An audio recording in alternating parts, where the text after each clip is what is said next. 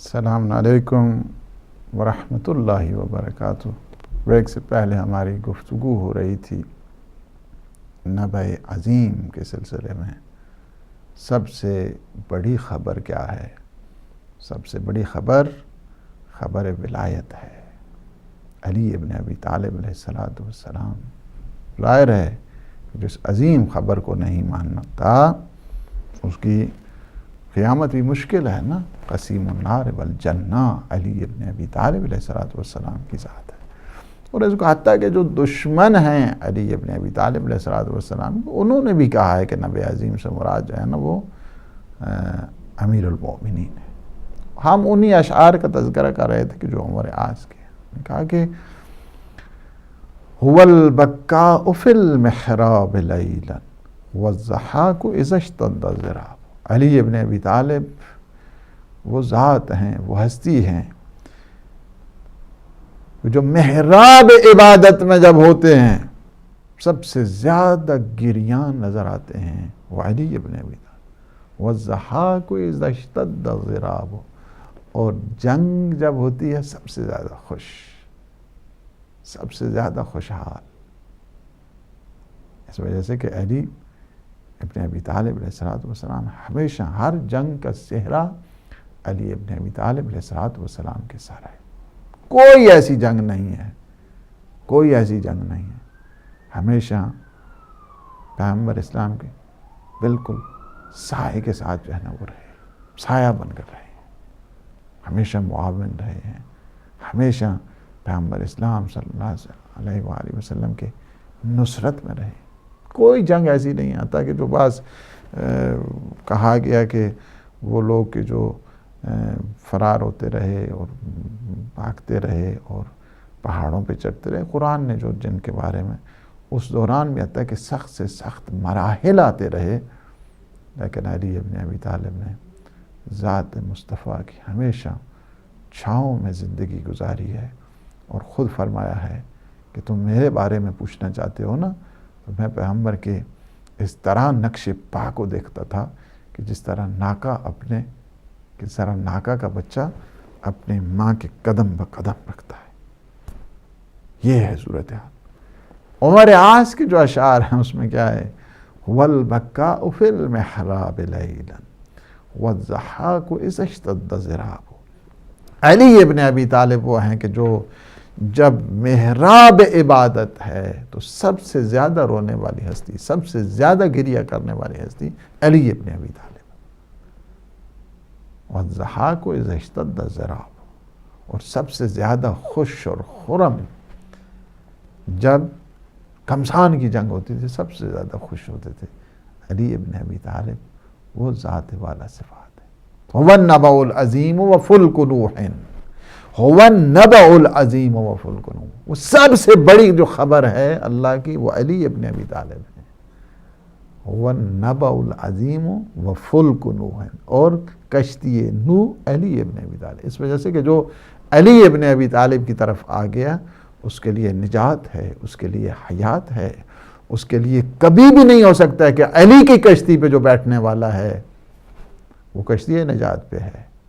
وہ کشتی کبھی ڈوبنے والی نہیں ہے، ڈگمگانے والی نہیں ہے، منزل اور مراد سے دور رہنے والی نہیں ہے۔ تو علی کے یعنی کیا ہے کہ دشمن بھی کہہ رہے ہیں کہ اگر تمہیں جانا ہے تو کشتی وہ اختیار کرو کہ جو علی ابن ابی طالب، نہ علی ابن ابی طالب کے جو مخالف رہے ہیں ان کی کشتی میں تمہیں بیٹھنا ہے۔ وہاں پہ اگر تم بیٹھو گے تمہیں کچھ نہیں سوائے گمراہی کے اور سوائے غرقاب ہونے کے انسان کو کچھ نہیں ملے گا۔ کشتی نجات علی ابن ابی طالب ہے، کشتی حیات علی ابن ابی طالب ہے۔ هو النبأ العظیم وفلک نوح وباب اللہ وانقطع الخطاب، اور علی باب خدا ہے۔ That is the gateway to divine mercy of Allah subhanahu wa ta'ala۔ Gateway ہے علی ابن ابی طالب اللہ سبحانہ و تعالی کی معرفت کا زینہ اور معرفت کا باب اور معرفت کا دروازہ جسے کہا جائے وہ علی ابن ابی طالب ہے۔ کاش لوگ آ جاتے اور لوگ آ کے پڑھتے نہج البلاغہ کو خطبہ دیکھتے کہ مولا نے کس طرح تعریف کی ہے توحید کی. الحمدللہ الذی لا یبلغ مدحتہ القائلون ولا یحصی نعماءہ العادون ولا یؤدی حقہ المجتہدون الذی لا یدرکہ بعد الہمم ولا ینالہ غوث الفتن الذی لیس لصفتہ حد محدود ولا نعت موجود ولا اجل ممدود فطر الخلائق بقدرتہ ونشر الریاح برحمتہ ووتد بالصخور میدان ارضہ. یہ ساری چیزیں یہ آپ لوگوں کے لیے ہوم ورک ہے. اب پہلا خطبہ یہ جو میں نے پڑھا ہے ابھی پہلا خطبہ ہے اور یہ شاہکار ہے پورے نہج البلاغہ. اول الدین معرفتہ وکمال معرفتہ التصدیق بہ وکمال التصدیق بہ نفی الصفات عنہ ومن ثناہ فقد جزاہ ومن جزاہ فقد جاہلہ. پڑھیں اس کو. حقیقت میں اگر کوئی چاہتا ہے کہ معرفت توحید حاصل کریں یہ پہلے خطبے سے میں نے پڑھا ہے. پہلا خطبہ ہے مولا امیر المؤمنین کا اور دشمن ہے کہ جو علی کا کیا کہتا ہے هو النبأ العظیم وفلک نوح وباب اللہ وانقطع الخطاب. اور وہ باب خدا ہیں وہ باب خدا ہیں. بات تمام ہو گئی ہے. بات تمام. نبأ عظیم خبر کہ جو خبر ولایت ہے. امیر المؤمنین علی ابن ابی طالب علیہ السلام کے ساتھ یہ سورہ جڑی ہوئی ہے. اور پھر اس سورہ کو اگر آپ نے دیکھنا ہے اس سورہ کے تھوڑے سے فضائل کے بعد میں آ رہا ہوں. اپنے جو عزیز ہیں جنہوں نے فون کیا ان کے جوابات کے سلسلے میں بھی اس سورہ کو عامہ بھی کہتے ہیں سورہ نبا بھی کہتے ہیں سورہ معصرات بھی کہتے ہیں. اس سورہ کے سلسلے میں اس سورہ کے جو خصائص ہیں اور خواص ہیں اور اسپیسیفکیشنز ہیں کوالٹیز ہیں اس سورہ کی یہ ہے کہ اگر کوئی چاہتا ہے کہ زیارت خانہ خدا کرے تو ہر روز اس سورہ کو پڑھے. کس کا دل نہیں چاہتا ہے کہ جائے اللہ کے گھر کی زیارت کرے جائے خانہ کعبہ کی زیارت کرے جائے مکہ میں اللہ کے حرم میں جا کے نماز پڑھے اللہ کے گھر کی زیارت کرے. نسخہ کیا ہے؟ نسخہ دے دیا امام جعفر صادق علیہ السلام. ہم تمہیں نسخہ دیتے ہیں تم اگر جانا چاہتے ہو نا صحیح دل کے ساتھ سال تمام نہیں ہوگا. یہ معصوم کی طرف سے گارنٹی ہے کسی اور کی طرف سے نہیں ہے. تم عرض پڑھو اس کے بعد امتحان کرو ایگزام کرو ٹیسٹ کرو. فرماتے ہیں چھٹے آقا فرماتے ہیں زمین و آسمان بدل جائے مولا کے فرمان میں ذرا سی جھول نہیں ہو سکتی ہے. ذرا سی بھی. فرماتے ہیں من قرأ عما یتساءلون فرماتے ہیں جو شخص باقاعدگی کے ساتھ ہر روز سورہ نبا کی تلاوت کرتا ہے فرماتے ہیں کہ انشاءاللہ کیا ہے حتی یزور بیت اللہ الحرام انشاءاللہ سال کے اندر وہ بیت خدا کی زیارت کرے گا. کتنا آسان طریقہ جو میں بتا دیا معصوم ہے. تم چاہتے ہو زیارت خانہ خدا ہو چاہتے ہو وہ جگہ دیکھو کہ جہاں پہ امیر المومنین کی ولادت باسعادت ہوئی ہے چاہتے ہو اگر تم دیکھنا تو پھر کیا کرو ہر روز سورہ نبا کی تلاوت کرو باقاعدگی کے ساتھ وداؤٹ اینی گیپ. ناغہ نہ کرو اس میں ہر روز پڑھو. سال نہیں آئے گا سال تمام نہیں ہوگا یہ معصوم کی طرف سے گارنٹی ہے. سال تمام نہیں ہوگا تم جاؤ گے کہاں پہ خانہ خدا کی زیارت کے لیے حج کے لیے جاؤ گے عمرہ کے لیے جاؤ گے. اللہ تمہارے لیے اسباب پیدا کرے گا. میں بعض اوقات جو ہے نا وہ واقعات بھی سنتا ہوں اللہ سبحانہ و تعالیٰ کی توفیقات بھی عجب شان کی ہوا کرتی ہیں. بعض آپ نے دیکھا کہ جا رہی ہے فلائٹ جا رہی ہے قطر نہیں اتر سکتے آپ مکہ ہوتے ہیں نہیں مکہ سے جائیں کیا اگلی فلائٹ نہیں ابھی 3-4 دن آپ نے وہاں پہ رکنا کیا ہے احرام زیارت خانہ خدا. اللہ سبحانہ و تعالیٰ اسباب پیدا کرتا ہے. فرمایا کہ تم کیا کرو ہر روز تم سورہ نبا کی تلاوت کرو. سال ختم ہونے سے پہلے تم خانہ خدا کی زیارت کرو گے. یہ گارنٹی ہے معصوم کی طرف. دوسرا جو فائدہ ہے اس کے فضائل اور اس کے خواص میں سے سورہ نبا کے پیغمبر اسلام صلی اللہ علیہ وآلہ وسلم فرماتے ہیں کہ من قرأ هذه السورہ وحفظها لم یکن حسابہ یوم القیامت الا بمقدار سورۃ مکتوبہ حتی یدخل الجنہ. فرماتے ہیں کہ جو یعنی جو اس سورہ نبا کی تلاوت کرتا ہے، کنٹینیوسلی جو تلاوت کرتا ہے اور اسے حفظ کرتا ہے، یاد کرتا ہے. دیکھیں، سورہ کی تلاوت کرنا اور سورہ کی حفظ کرنا، میمورائز جو کرتا ہے، فرماتے ہیں تو قیامت کے دن اس کا جو حساب ہے، سورہ کو لکھنے میں کتنا ٹائم لگتا ہے سورہ نبا کو، فرمایا کہ اس کا حساب و کتاب جو ہے نا اسی جتنا سورہ نبا کو لکھنے میں ٹائم لگتا ہے، زیادہ سے زیادہ 5 منٹ لگیں گے، 10 منٹ لگ جائیں گے، اور کیا لگتا ہے. اتنی بڑے سورہ 40 تو آیتیں ہیں، اور وہ بھی چھوٹی چھوٹی آیتیں. فرمایا کہ جو اس سورہ کو لکھنے کے برابر جو ٹائم لگتا ہے اتنا ہی اس کا حساب ہوگا، یعنی اتنا آسان ہوگا، یہاں تک کہ وہ جنت میں داخل ہو جائے گا. یہ کس کی طرف سے گارنٹی ہے؟ پیغمبر اسلام. ان کے بیٹے نے کیا گارنٹی دی؟ تم بیت اللہ کی زیارت کرو گے. جد نے کیا گارنٹی دی؟ تمہیں جنت مل جائے گی. سورہ نبا کی تم تلاوت کرو، اور اسے میمورائز کرو. تیسرا جو فائدہ ہے اور ایڈوانٹیج اس کو کہا جائے اور خواص اس کو کہا جائے اور اس کے خصائص اور خواص کو کہا جائے، وہ یہ ہے کہ جو شخص، یہ بھی چھٹے آقا کی طرف، امام جعفر صادق علیہ السلام کی طرف سے یہ روایت ہے کہ من قرأ سورۃ عما یتساءلون سقاہ اللہ برد الشراب یوم القیامہ. یعنی جو شخص سورہ نبا کی تلاوت کرتا ہے، قیامت کے دن اللہ اسے ٹھنڈے شربت سے سیراب کرے گا. ٹھنڈے، یعنی یہ کیا ہے کہ سورہ نبا کے جو فضائل ہیں، ان خواص میں سے اس میں سے یہ ہے کہ اللہ سبحانہ و تعالیٰ اسے ٹھنڈے شربت اس سے سیراب کرے گا. اللہ سبحانہ و تعالیٰ اسے اپنے گھر کی زیارت کرے گا. اللہ سبحانہ و تعالیٰ اسے جنت میں منزل دے گا، جنت میں اس کا مقام ہوگا، جنت میں اس کا ٹھکانہ ہوگا. یہ سارے اس کے فضائل ہیں، خصائص ہیں. مزید اگر ظاہر ہے کہ پوری کتاب ہے، اس کو اگر کسی نے پڑھنا ہے تو وہ اس میں بھی پڑھ سکتا ہے. میں ابھی آ رہا ہوں، اس سوالات کی کچھ جوابات ہیں انشاءاللہ العزیز اس کی طرف. تو ایک یہ ہماری ایک سسٹر نے فون کیا ہے کہ حضرت ابراہیم کے دیکھیں، وہاں پہ اگر آپ چلے جائیں، وہاں پہ جو آبا کا لفظ استعمال کیا گیا ہے عربی زبان میں، آزر جو ہے نا وہ چچا تھے، جہاں پہ قرآن میں استعمال ہوا ہے حضرت ابراہیم نے کیا ہے، اور وہ اپنے یعنی بابا جو کہا ہے احترام کی وجہ سے، یا چچا کو بھی عربی زبان میں آبا، اب کا لفظ استعمال ہوتا ہے. اس وجہ سے وہ چچا ہیں، وہ آپ کے جو ہے نا وہ والد گرامی نہیں ہیں.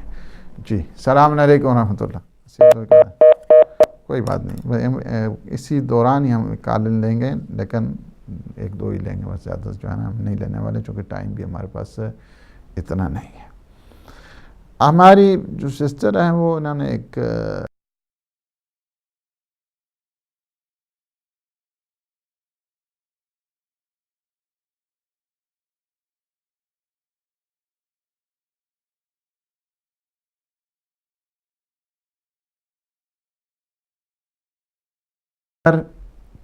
اس جو جریان خون ہے، اس سے ان میں ضعف پیدا ہو رہا ہے، ویکنس پیدا ہو رہی ہے، کمزوری پیدا ہو رہی ہے، اور پھر اوپر سے روزہ بھی کمزوری پیدا کرتا ہے.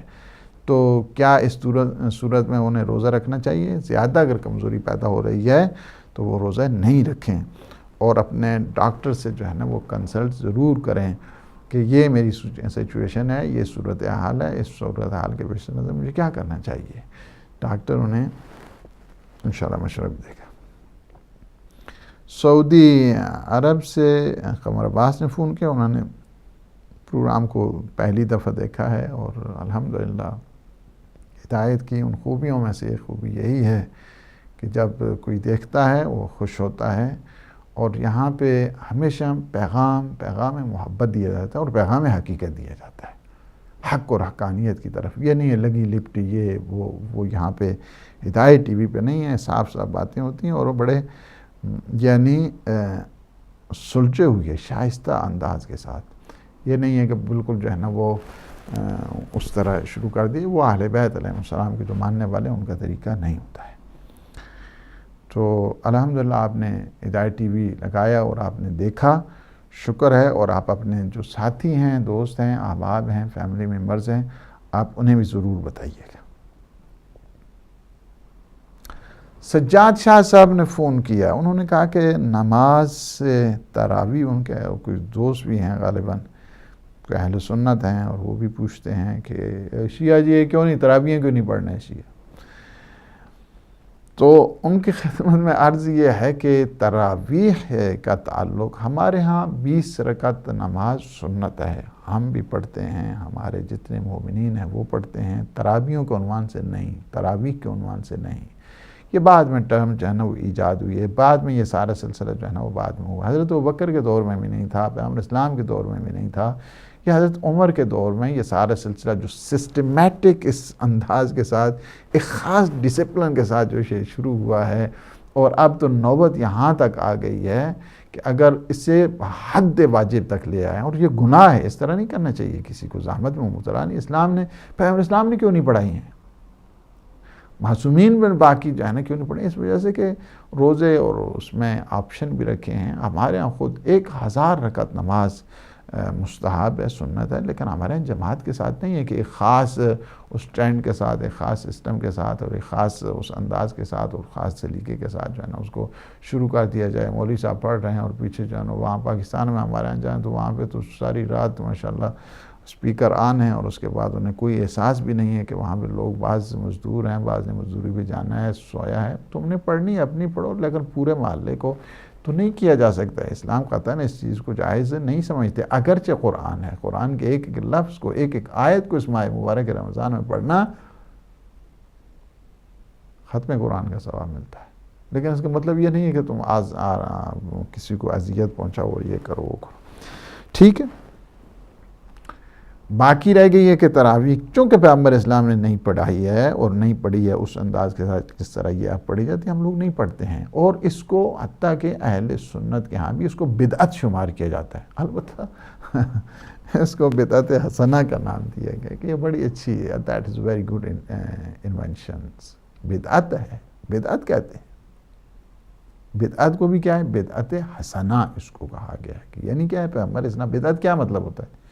بدعت کا مطلب اگر کوئی آپ پوچھیں کہ تعریف کیا ہے بدعت کی، ڈیفینیشن کیا ہے بدعت کی، بدعت کا مطلب یعنی یہ ہوتا ہے ادخال ما لیس من الدین فی الدین.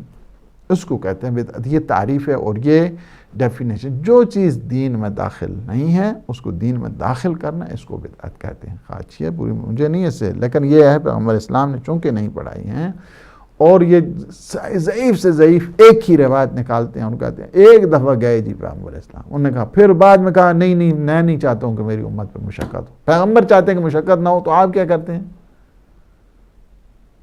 آپ آزادی دیں ان کو، عبادت کرنی ہے عبادت کریں. واجب نمازیں جتنی ہیں ہمارے ہم یہی ہے، ہر ایک مسلمان کے ہاں یہ سو مچ ریکمینڈڈ. اور اس میں حتیٰ کہ جہاں تک ہے کہ اگر صبح کی نماز ہو رہی ہے اور ایک نابینا ہے وہ پوچھتا ہے کہ یا رسول اللہ میں تو نابینا ہوں، میں کیا کروں؟ فرمایا کہ گھر سے لے کر مسجد تک رسی باندھو، صبح اس رسی کو پکڑ کے آ جائے کرو. ہمارے یہاں ایسا نہیں ہے. لیکن یہ جو مستحب نمازیں ہیں، نافلہ نمازیں ہیں، ریکمینڈڈ پریئرز ہیں، اس کو آپ جماعت کے ساتھ اور ایک خاص ڈسپلن کے ساتھ جو ہے نا وہ شروع کر دیا. اور اب لوگوں کی حالت یہ بن گئی کہ لوگ کویشچن کرتے ہیں کہ ہاں جی اگر وہ جو تراویح نہیں پڑھنا اس سے روزے کی حیثیت روزے بابو روزے کچھ نہیں ہوگا. روزے بالکل آپ لوگوں کے ٹھیک ہے، نہیں پڑھتے کوئی بات نہیں، نہ پڑھیں اس کو. آپ اپنی سنت نمازیں ہیں، آپ 20 کے بجائے 50 پڑھیں. سنت نمازیں ساری رات پڑھیں. معصومین علیہ السلام ساری رات عبادت کیا کرتے تھے، 1000 رکعت نماز وہاں پڑھا کرتے تھے. صاحب وہ چیز ہے. لیکن اس انداز کے ساتھ جو اب اس سسٹمیٹک، اور میں نے جو یہ جملے استعمال کیے ہیں، اس سسٹمیٹک انداز کے ساتھ، اس خاص ڈسپلن کے ساتھ کسی معصوم نے نہیں پڑھی، نہ پیغمبر اسلام نے پڑھی، لہذا نہیں پڑھتے ہیں. اور وہ نہیں ہے، مستحب نمازیں جماعت کے ساتھ جائز نہیں ہیں. ہماری سسٹر جو ہے نا وہ زاہدہ نقوی ہیں، انہوں نے امریکہ سے فون کیا ہے. وہاں پہ پروگرام ماشاءاللہ جو ہے نا وہ جاری و ساری ہے، وہ دیکھ رہی ہیں الحمدللہ، اور شکر ہے. دوسرا ان کا کوشچن یہ تھا کہ دیکھیں نماز، ہاں مغرب کی جو نماز ہم پڑھتے ہیں ٹھیک ہے، اذان بھی ہو گئی، اقامت، کیا عشاء کے لیے؟ عشاء کے لیے اقامت کافی ہے، اقامت آپ نے کہہ دی ہے، بس یہ کافی ہے اور وہاں پہ اذان کی ضرورت نہیں ہے۔ علی بھائی نے نیو کیسل سے فون کیا ہے اور انہوں نے کہا کہ یہ جو انہوں نے کوشچن کیا کہ سجدہ گاہ کے اوپر، یعنی سجدہ جو اس انداز کے ساتھ یعنی مٹی کے اوپر جو سجدہ کرنا ہے، یہ کب سے شروع ہوا؟ جب سے نماز شروع ہوئی ہے اس وقت سے یہ سجدہ خاک پہ ہے۔ جعلت لی الارض مسجدا و طہورا، یہ مٹی کو کیا کہ خاک کو کیا کیا ہم نے؟ مسجدا و طہورا، اس کو ہم نے مسجد قرار دیا ہے، یعنی جائے سجدہ قرار دیا ہے۔ مسجد ظرف کے طور پہ ہے، ظرف مکان، مسجدا و طہورا، ہم نے اس کو مسجد قرار دیا، ہم نے اس کو طہور قرار دیا، یعنی کہ یہ پاک ہے، آپ اس تیمم میں کر سکتے ہیں۔ کیا ہے؟ قرآن نے، احادیث سے یہ بات ثابت ہے کہ خاک کے اوپر سجدہ ہونا چاہیے۔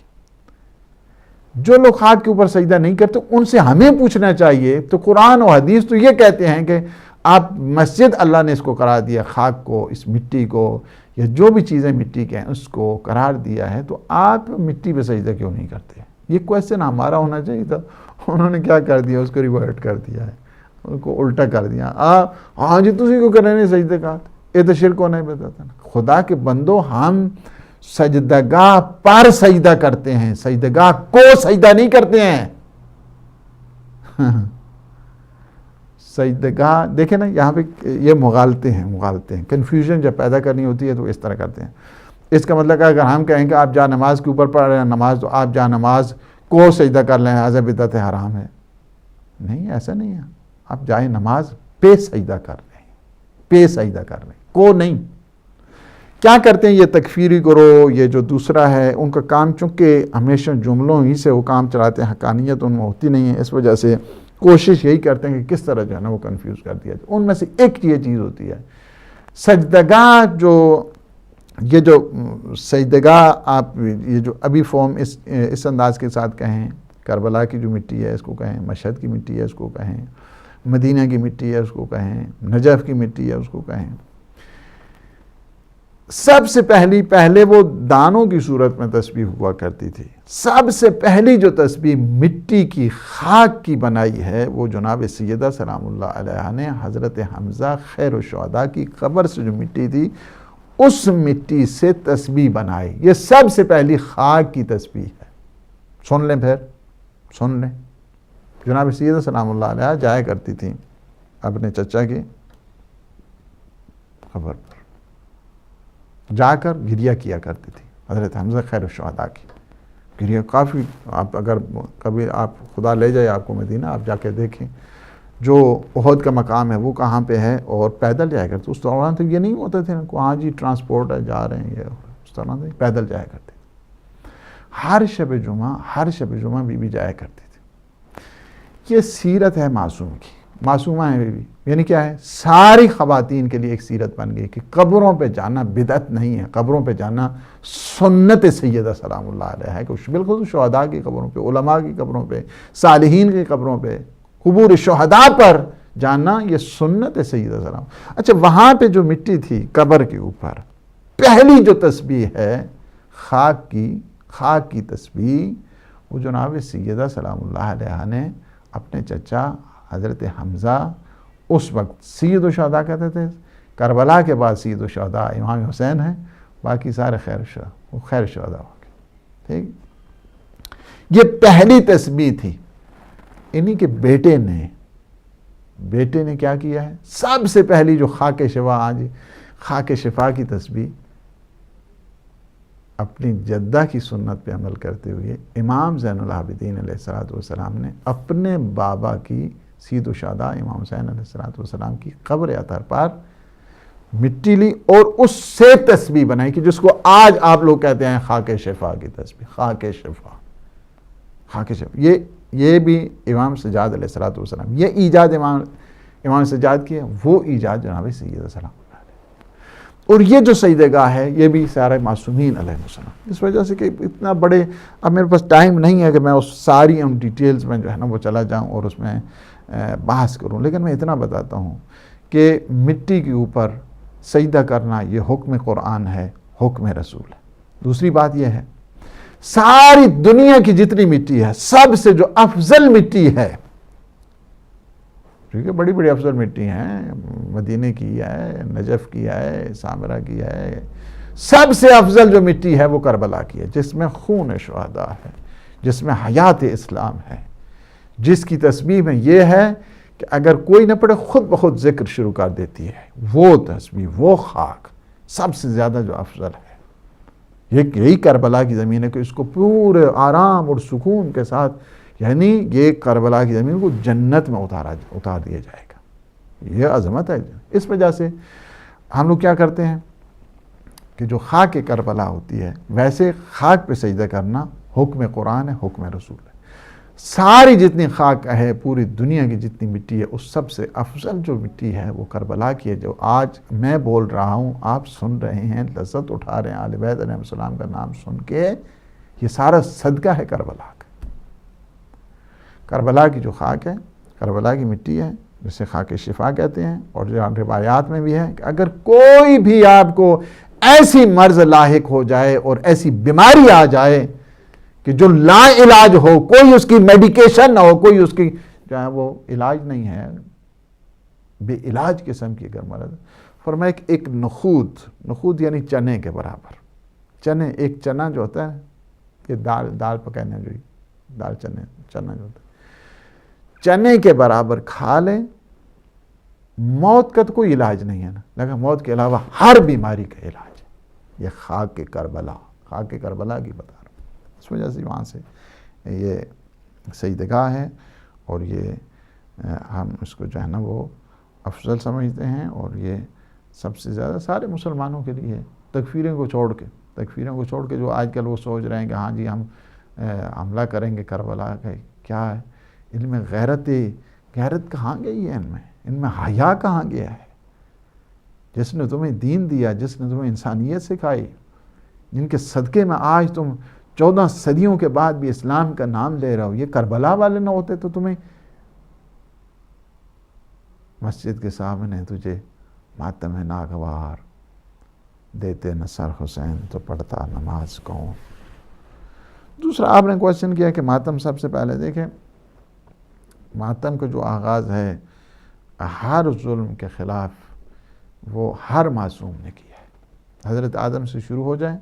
اسی وجہ سے ہے کہ کائنات میں سب سے زیادہ جو گریہ کرنے والے ہیں وہ 5 ہستیاں ہیں، ان میں سے ایک حضرت آدم ہیں، حضرت نوح کا نام نوح بھی اسی وجہ سے ہے کیونکہ گریہ کی وجہ سے، نوحہ جو آپ کہتے ہیں، نوحہ، ہاں جی نوحہ پر نوح، گریہ کرنے والے سب سے زیادہ جو ہے نا وہ حضرت یعقوب کو کہتے ہیں، سب سے زیادہ گریہ کرنے، اور جناب سیدہ سلام اللہ علیہ سب سے زیادہ گریہ کرنے والے، اور 5ویں ہیں امام زین العابدین علیہ السلام، 35 سال اپنے بابا کو روتے رہے۔ وہ رونا بھی جو کیا ہے، تبلیغ تھا، فطری انداز کے ساتھ نہیں، فکری انداز کے ساتھ روتے۔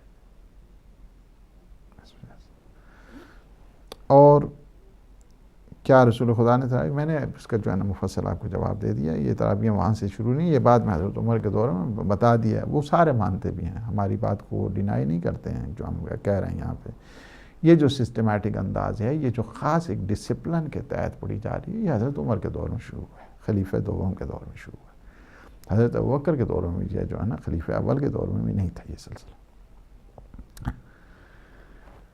عمران بھائی نے فون کیا کہ بعض کاروبار کی وجہ سے یہ ہوتا ہے، بڑے تھکے ماندے آتے ہیں، اور ہاں ان کا دوسرا جو ہے وہ نیچے ہے، دوسرا آگے دوسرا۔ عمران بھائی نے کہا کہ بعض جو کاروبار میں جھوٹ بولتے ہیں تو کیا انہیں روزہ رکھنا چاہیے؟ روزہ رکھنا واجب ہے۔ روزے کو اگر کوئی جان بوجھ کر چھوڑ دیتا ہے تو اس سے چاہیے کہ 60 روزے رکھے ایک روزے کے بدلے میں، یا 60 مسکینوں کو وہ کھانا کھلائے۔ کتنا؟ 60 روزہ، یا جو ہے نا وہ 60 جو مسکین ہیں، نیڈی پیپل ہیں، ان کو کھانا کھلائے جان بوجھ کر۔ اگر جو جھوٹ بولتا ہے تو اس کی سزا اپنی الگ ہے، وہ جو روح ہے روزہ ہے اس میں نہیں جائے گی، لیکن اس کا مطلب یہ نہیں کہ وہ روزہ نہیں رکھے گا، ممکن ہے کہ یہ عادت جو روزے کی ہر روز ہے اسے جھوٹ سے بھی باز رکھے، تو لہٰذا یہ کوئی بہانہ نہیں بنایا جا سکتا جی کاروبار ہے جھوٹ بولنا پڑنا ہے تو پھر روزے کے رکھ لیں تو فائدہ کوئی نہیں آپ روزے کو جو ہیں وہ چھوڑ نہیں سکتے۔ ارشد بھائی نے پاکستان سے فون کیا ہے، اہل سنت ہمارے بھائی ہیں، کہ اگر کوئی 12 ائمہ معصومین کو نہیں مانتا ہے تو کوئی اس کی نماز ہو جاتی ہے؟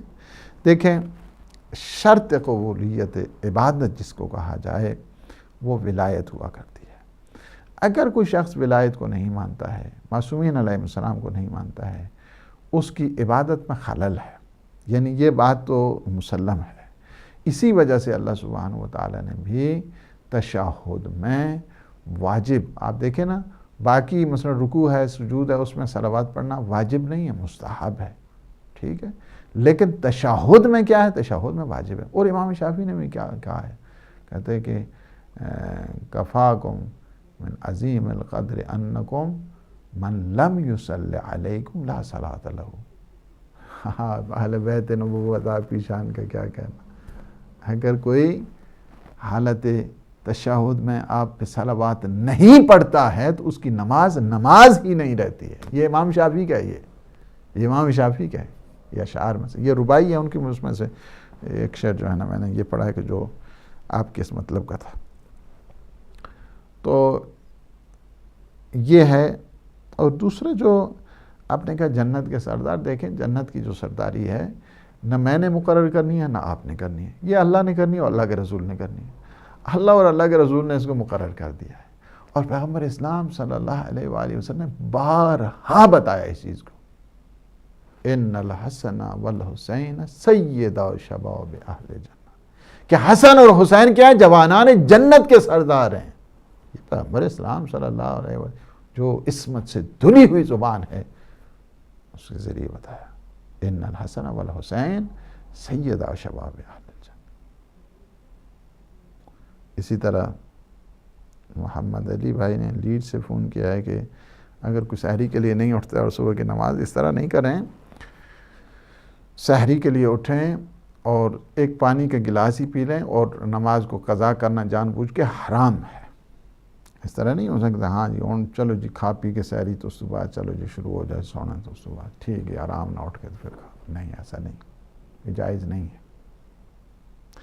صبح کی جو انسان اٹھتا ہے نا اس میں طاقت ہوتی ہے اس کے جاگنے میں۔ جو آدمی لیٹ تک سویا رہتا ہے وہ ہمیشہ سارا دن اسی طرح کنفیوز سے ہی رہا کرتا ہے۔ ہمیشہ اللہ والے جتنے لوگ ہیں سحری کے ٹائم اٹھ کے، اور وہ دن میں طاقت بنتی ہے، یہ اس کی جو جاگنا ہے صبح کے ٹائم کے جاگنا، یہ طاقت بنتی ہے دن کے لیے، لہٰذا اس کو ترک نہیں کریں۔ سحری اگر فرض کیا آپ کی طبیعت نہیں، مت کھائیں، کوئی ضرورت نہیں، پانی گلاس پی لیں، کوئی بات نہیں۔ اچھا اگر نہیں آپ نے کہی، آپ اپنے جو واجب نماز ہے اس کو پڑھیں، اس کے بعد سو جائیں، لیکن یہ نہیں ہے کہ ہاں جی آپ ڈٹ کے سو جاؤ جی، اس کے بعد دیکھا جاتا ہے کہ پھر صبح کی نماز، ایسا جائز نہیں۔ سید صاحب حسین شاہ صاحب نے منڈی معاذین سے فون کیا کہ کس امام کے ظاہر ہے جب قرآن کی آواز آئے گی یوم ندعو کل اناس بامامہم، قیامت کے دن ایک آواز آئے گی ہر ایک کو اپنے اپنے امام کے ساتھ بلایا جائے گا۔ یہ جو بدبخت ہے نا یہ اسی طرح جھوٹ جو اپنے آپ کو بناتے ہیں، ایسا نہیں ہے۔ امام وہ کہ جو برحق ہے، نہ امام وہ کہ جو، قرآن نے بھی 2 قسم کے امام بتائے ہیں، ایک امام وہ ہیں کہ جو تمہیں جہنم کی طرف لے کر جائیں گے، ایک وہ کیا ہے کہ ہمارے امر کی وہ تبلیغ کرتے ہیں، جنہیں ہم نے صبر دیا ہے، صبر کی ستائش کرتے ہیں، وہ امام ہیں کہ جن ائمہ معصومین علیہ السلام کے بارے میں پیغمبر اسلام صلی اللہ علیہ وآلہ وسلم نے فرمایا کہ جن میں سے پہلا امام علی ابن ابی طالب ہے، اور آخری امام مہدی موعود، مہدی برحق، امام زمان عجل اللہ تعالی فرجہ شریف ہے، کہ جن کے صدقے میں اس وقت ہماری زندگی ہے، جن کے صدقے میں اس وقت ہم رزق و روزی حاصل کر رہے ہیں۔ ہم نے امام زمان عجل اللہ تعالی فرجہ شریف کے حضور، اور سربراہی وہی ہے مولا کائنات علی ابن ابی طالب علیہ السلام کی۔ یہ سارے یہ فرزندان علی ابن ابی طالب، دنیا میں بھی حکومت علی کی ہے، آخرت میں بھی حکومت علی کی ہے۔ کہا جائے گا وقفوہم، ان کو روکو، یہ جو بڑے بڑے آ رہے ہیں نا ان کو روک لو، ابھی انہم لمسئولون، ابھی ان سے سوال کرنا ہے۔ جاؤ روایات میں دیکھو اس آیت پہ سب نے کیا کہا ہے، اس سے مراد یہ کیا ہے، ولایت اور امامت علی ابن ابی طالب علیہ السلام کے متعلق سوال کیا جائے۔ مسز حسین نے ناروے سے فون کیا ہے کہ اوسلو سے جو ہے وہ جہاں پہ ان کی رہائش ہے، ریزیڈنس ہے، وہاں سے 45 منٹ اوسلو ہے، اور اگر ظہر و عصر کے بعد جاتے ہیں اور مغرب سے، ان کا روزہ بالکل ٹھیک ہے، نو پرابلم، روزہ بالکل ٹھیک ہے، آپ ظہر کے بعد جا سکتے ہیں اور پھر آ بھی سکتے ہیں، ٹھیک ہے۔ ہمارے مختار بھائی نے فون کیا ہے ریاض سعودیہ سے، اور وہ اہل سنت ہے، کوئی بات نہیں، ہمارے بھائی ہیں اہل سنت، ہم ہمیشہ ویلکم کرتے ہیں اپنے بھائیوں کو، کہتے ہیں کہ اپنی جتنی بھی ہے کنفیوژن اس کو دور کریں، سوال کریں، سوال کرنا کوئی عیب نہیں ہے، نہ جاننا یہ عیب ہوا کرتا ہے۔ عقیدت مند جتنے بھی ہیں ہمارے، اللہ ان کو سلامت رکھے۔ اور حضرت ابو طالب علیہ السلام کے متعلق انہوں نے پوچھا، حضرت ابو طالب دین ابراہیمی کے جو عظیم پیروکار ہیں ان میں حضرت ابو طالب کا شمار ہوتا ہے۔ حضرت ابو طالب، آپ کو یہ تو پتہ ہے، دیکھیں یہ مولوی بازو کا کنفیوژن پیدا کرتے ہیں، اس میں کوئی ایسی چیز، ایک چیز میں آپ کو بتاؤں اور بڑی سمپل سی ہے، میں آپ کو، چونکہ میرے پاس بھی ٹائم نہیں ہے آپ کو جو ہے یہاں پہ دلیلیں، لیکن میں ایک چھوٹی سی آپ کو بات کروں۔ جس آغوش میں 13 سال تک پیغمبر اسلام نے، آپ کو پتہ ہے کہ مشرک جو اللہ کو نہیں مانتا، وہ اللہ کو جو شریک ٹھہراتا ہے، وہ مشرک ہوا کرتے ہیں، مشرک سے ہاتھوں میں اس کی آغوش میں پڑھنا جائز نہیں ہے، نبی خدا اس طرح نہیں ہوتے۔ 13 سال تک آغوش حضرت ابو طالب میں پلے ہیں، پڑے ہیں، ٹھیک۔ حضرت ابو طالب، ساری سنی شیعہ ساری تاریخوں میں یہ لکھا ہوا ہے کہ جب دشمنوں کے مختلف قسم کے حربے ہوتے تھے اور چاہتے تھے کہ قتل کریں پیغمبر اسلام کو، بانی اسلام کو، تو پیغمبر کی جگہ پہ حضرت ابو طالب کبھی علی کو لٹا دیتے تھے اور کبھی جعفر کو، یعنی اگر کوئی آئے مشرک اور کافر اور منافق مارنے کے لیے تو میرا بیٹا کام آ جائے، میرا بیٹا شہید ہو جائے، بانی اسلام سلامت ہے۔ میں آپ کو تھوڑی سی غیرت اسلامی کی بات ہو رہی ہے، اور مجھے بہت افسوس ہوتا ہے بعض اوقات جب یہ سنتا ہوں اور میں دیکھتا ہوں کہ اس حد تک بھی ایک انسان گر جاتا ہے کہ جو تمہارے بانی اسلام کی، جس کے اسلام کی بنیاد رکھی، ان کی حفاظت کے لیے جو اتنا یہ عقیدت، اور مجھے یہ بتا دے کوئی دنیا میں بھتیجا زیادہ عزیز ہوتا ہے یا بیٹا زیادہ عزیز ہوتا ہے؟ مجھے بتایا نا کوئی، نہیں، میرا بیٹا قربان ہو جائے بانی اسلام کے صدقے میں۔ یہ حضرت ابو طالب کا احسان، مسلمانوں نے کیا پھر وفا کا ثبوت دیا، کیا تم میں اسلام ہے یار، کیا یعنی یہ کہا جائے کہ وہ جو ہے نعوذ باللہ آخر دم تک کافر رہے ہیں، استغفر اللہ ربی و حضرت ابو طالب دین ابراہیمی کے اسی اولیاء میں شمار ہیں، ان کا شمار اولیاء خدا میں سے ہے۔ یہ ان لوگوں کی سازشوں میں سے ہے کہ جو علی ابن ابی طالب کے ساتھ بغض رکھتے تھے، یعنی تاکہ جب یہ کہا جائے کہ ان کا تو جو انہوں نے باپ جڑا ہے نا وہ مسلمان نہیں سے، یعنی کیا مطلب ہے کہ یہ جتنی روایتیں ہیں سب کو ضعیف کرنے کے لیے کہ جو اپنے باپ کی حفاظت نہیں کر سکتا ہے وہ ہماری کہاں شفاعت کرے گا، ہمیں کیسے ساقی کوثر ہے، ہمارے لیے کیسے جو ہے نا وہ جنت و دوزخ ہے۔ یہ اصل میں بنو امیہ کی سازشوں میں سے ایک سازش یہ رہی ہے، کیونکہ ان کے اپنے جو باپ ہیں، میں کیا زبان استعمال کروں، یعنی کیونکہ ان کی خبر نہیں تھی اور ان کی کوئی اہمیت بھی نہیں تھی، جس کی وجہ سے انہوں نے کوشش کی ہے کہ اس کو بیلنس کرنے کے لیے کچھ نہ کچھ امیر، چونکہ ان کا بغض علی ابن ابی طالب علیہ السلام کے ساتھ۔ پھر ایک اور چیز میں آپ کو بتاؤں، یہ دلیلیں ساری بن رہی ہیں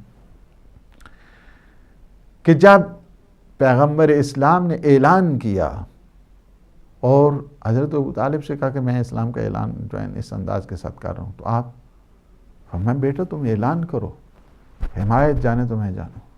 سب سے پہلی نصرت، یہ سب سے پہلی نصرت حضرت امیر علی ابن ابی طالب کی نصرت بعد میں ہے، یہ بھی میں آپ کو بتاؤں. سب سے پہلی نصرت اس اسلام کے سلسلے میں وہ حضرت ابو طالب نے کی، بعد میں ان کے بیٹے نے کی ہے. عجب مسلمانی ہے. اسلام کے، آپ کے اسلام کا پیغام تو رکا ہوا ہے جب تک حمایت ابو طالب نہیں ہوتی ہے. اور ایک اور میں چیز آپ کو بتاؤں، وہ یہ ہے، تمام مسلمانوں کے اس بات پہ اتفاق ہے کہ کافر کے گھر مسلمان خاتون کا رہنا جائز نہیں ہے، نکاح حرام ہو جاتا ہے. فرض کیا ایک مسلمان خاتون ہے، وہ مشرک کے ساتھ نہیں رہ سکتی، حرام ہے رہنا اس کا. کسی تاریخ میں بھی اس طرح نہیں ہے. حضرت فاطمہ بنت اسد کہ جنہیں پیغمبر اسلام اپنی ماں کہتے تھے، اپنی ماں کہتے تھے، ماں کہہ کر پکارا کرتے تھے. مومنہ آل قریش جن کو کہتے ہیں، مومنہ قریش. سب کو پتہ ہے، کوئی تاریخ ایسی نہیں ہے ان کے ایمان کے سلسلے میں، ان کے اسلام کے سلسلے میں حضرت ابو طالب کی زوجہ یاد آتی ہے. مومنہ کا کسی مشرک کے گھر میں رہنا حرام ہوا کرتا ہے. یہ چونکہ ناقص ہیں، اللہ نے جو دشمنان اہل بیت ہیں نا، ان پہ ایک چیز کا وار کیا ہوا ہے، اور وہ یہ ہے کہ وہ ناقص العقل ہوا کرتے ہیں. ان کی عقلیں اتنی کام نہیں کرتی ہیں، اس وجہ سے انہوں نے سارے یہ حربے کیے. اللہ نے کیا کیا ہے؟ فاطمہ بنت اسد کہ جن کی شان یہ ہے کہ جو اگر دیوار کعبہ کے ساتھ مس ہو جائیں تو در و دیوار بن جائے، جن کا بیٹا کعبہ کی شان بن جائے، جن کا شوہر حضرت ابو طالب وہ ہے کہ جو بانی اسلام کا پہلا محافظ، دعوت اسلامی کا سب سے پہلا ناصر، وہ حضرت ابو طالب علیہ السلام. کروڑوں جانے قربان. اس نام نامی پہ آپ کہتے رہیں کہ حضرت علی ابو الائمہ ہیں، لیکن حقیقت بات یہی ہے، ابو الائمہ حضرت ابو طالب علیہ السلام. اللہ سبحانہ وتعالیٰ آپ کو اجر دے اور آپ کو صحت دے اور آپ کو سلامتی عطا فرمائے. میں چاہتا یہی تھا کہ چلیں، ٹائم ہمارا جو ہے نا وہ آخری میں ہے. اس میں دیکھتا ہوں کہ آپ کے کون سے آج کی اس کتاب کے عمران عباس ہیں جو انہوں نے اپنا ایڈریس جو ہے نا وہ دے دیں یہاں پہ فون کر کے، تاکہ ان کو ہم جو ہے نا یہ کتاب پوسٹ کر دیں انشاءاللہ العزیز. عمران عباس کو اللہ سبحانہ وتعالیٰ سے دعا ہے کہ وہ ہمارے ان لمحات کو اپنی عبادت میں شمار فرمائے اور ہمارے گناہوں سے عفو درگزر فرمائے. پروردگار ماہ مبارک رمضان کی گھڑیاں ہیں، ہم پہ اپنا احسان فرما، ہم پہ اپنا فضل فرما، ہمیں اپنے نیک مخلصین عبادت گزار بندوں میں شمار فرما. پروردگار ہماری عاقبت میں خیر فرما. ہمارے جو مومنین مومنات پریشان حال ہیں ان کی پریشانیاں دور فرما. جو مومنین مومنات مریض ہیں پروردگار بیمار کربلا کے صدقے میں انہیں صحت سلامتی شفا کاملہ و عاجلہ عطا فرما. ہم سب کے مرحومین کی مغفرت فرما. خدایا بحق محمد و آل محمد عالم اسلام کو سر بلند فرما. ان تکفیریوں کے شر کو ان کی اپنی طرف لوٹا. پروردگار وارث زمان قطب عالم امکان کے ظہور پر نور میں تعجیل فرما. ہمیں اپنے امام کے ناصرین اور اپنے امام کے مجاہدین اور مبلغین ہیں ان میں ہمارے شمار فرما. ربنا تقبل منا انک انت السمیع العلیم بجاہ محمد و آلہ الطاہرین. السلام علیکم ورحمۃ اللہ وبرکاتہ.